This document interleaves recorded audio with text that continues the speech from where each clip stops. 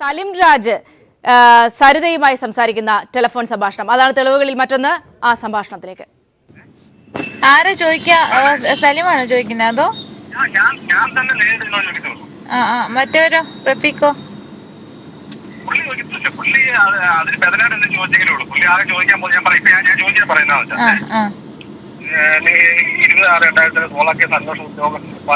കൊടുത്തിട്ടുണ്ട്. അതിൽ പറഞ്ഞിട്ടുള്ള കാര്യങ്ങളെല്ലാം ശരിയല്ലെന്ന് ചോദിക്കും. അത് ശരിയാണെന്ന് പറഞ്ഞാൽ കുഴപ്പമൊന്നുമില്ല.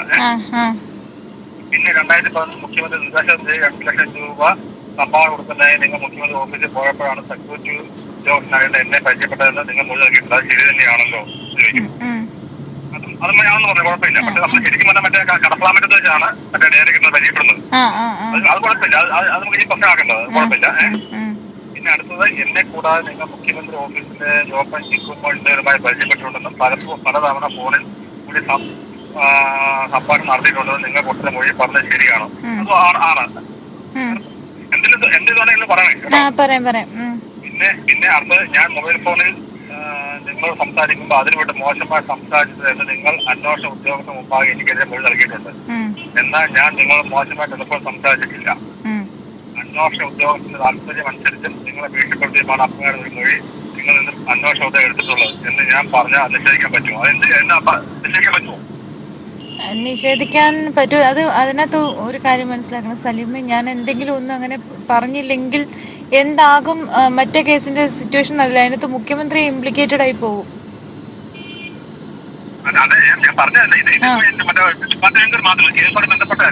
അവരിത് എടുക്കുമല്ലോ ശ്രീധരൻ നായര്.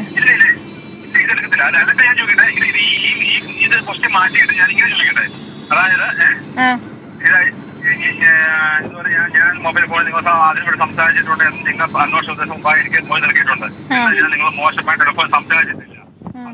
അത് അന്നത്തെ സാഹചര്യം എനിക്ക് മൊഴി കൊടുക്കേണ്ടത് വന്നു എന്നും ചോദിച്ചാൽ അത് ശരിയാണെന്ന് അങ്ങനെ പറഞ്ഞോട്ടെ, കുഴപ്പമില്ലോ. അത് കുഴപ്പമില്ല. അപ്പൊ അങ്ങനെ ആയിക്കോളത്. പിന്നെ സോളാർ കേസുമായിട്ട് ബന്ധിച്ച് നിങ്ങളുടെ അറസ്റ്റ് നടക്കുന്നതിന് മുമ്പ് ആരോ ചില ആൾക്കാർ നിങ്ങളെ ഫോണിൽ വിളിച്ച് സംസാരിച്ചു എന്നും അവരുടെ ഫോൺ നമ്പർ കണ്ടുപിടിച്ച് സഹായിക്കണമെന്നും ക്ലിഫ് ഹൗസിലെ ലാൻഡ് ഫോണിൽ എന്നോട് ആവശ്യപ്പെട്ടിരുന്നു. ശരിയല്ലേ?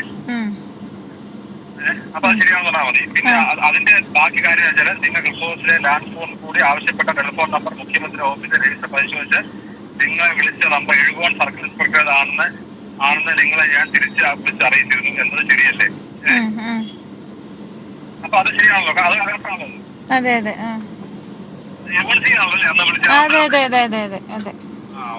അടുത്തത്, നിങ്ങൾ 20/6/2011 സോളാർ കേസ് അന്വേഷണ ഒരു മൊഴി കൊടുത്തിട്ടുണ്ട്. അതിൽ പറഞ്ഞിട്ടുള്ള കാര്യങ്ങളെല്ലാം ശരിയല്ല. അത് ചോദിക്കണം. അടുത്തത്, നിങ്ങൾ ആവശ്യപ്പെട്ട ടെലിഫോൺ നമ്പർ അന്വേഷിച്ച് കണ്ടുപിടിച്ച് നിങ്ങളെ അറിയിക്കാൻ വേണ്ടി മാത്രമല്ല ഞാൻ ക്ലിഫ് ലാൻഡ് ഫോൺ കൂടി നിങ്ങളെ ബന്ധപ്പെട്ടിട്ടുള്ളൂ. അത് ഈ പ്രാവശ്യത്തിന്റെ മാത്രമാണോ ഇപ്പൊ ഇവരെ അന്വേഷിക്കുന്നത്? അതോ ഇതിനു മുമ്പുള്ള ക്ലിഫ് ഹൗസിൽ നിന്ന് എന്റെ ഫോണിലോട്ടുള്ള എല്ലാ കോൾസും അന്വേഷിക്കുന്നുണ്ടോ? അന്വേഷണത്തിലൊന്നുമില്ല. റവീസറാണ്, പുള്ളിക്കൊന്നുമില്ല. എനിക്ക് ആകെയുള്ളത് വെച്ചാൽ എന്റെ മറ്റേ ഔദ്യോഗിക ഫോൺ ദുരുപയോഗം ചെയ്തു എന്ന അന്വേഷണം മാത്രമേ വിളിക്കൂ. സോളാർ കേസ് അന്വേഷണം വിളിക്കില്ല. അല്ല, സോളാർ കേസ് അയ്യോ സലിം സോളാർ കേസ് അല്ല പറയുന്നത്. ചോദിക്കുന്ന ചോദ്യം എന്ന് പറഞ്ഞാൽ ഇതാണ്, അതായത് എല്ലാ കോൾസും എന്താണെന്ന് എല്ലാ കോൾസിനെയും അന്വേഷിക്കുന്നുണ്ടോ അതോ പെർട്ടിക്കുലർലി അന്ന് 2-ാം തീയതി വന്ന കോൾസ് മാത്രമാണോ അന്വേഷിക്കുന്നത്?